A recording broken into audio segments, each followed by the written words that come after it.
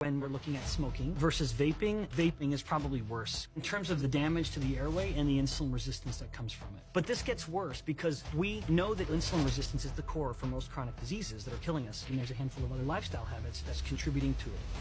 That's horrifying. So tell me everything.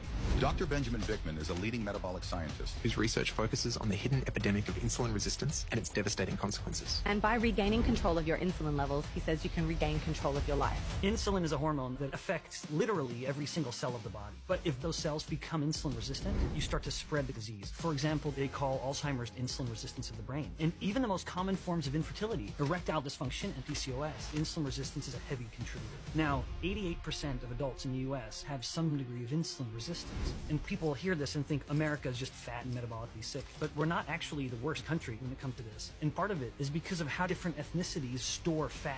And I'll come back to that. But there's two roads to insulin resistance. So there's the fast lane, and I could make you insulin resistant in 6 hours with either of these common three things. But if I removed them, your resistance would go away just as quickly.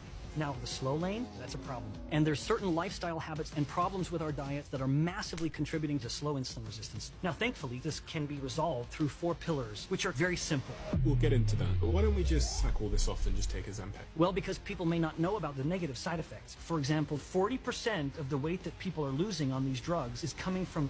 Holy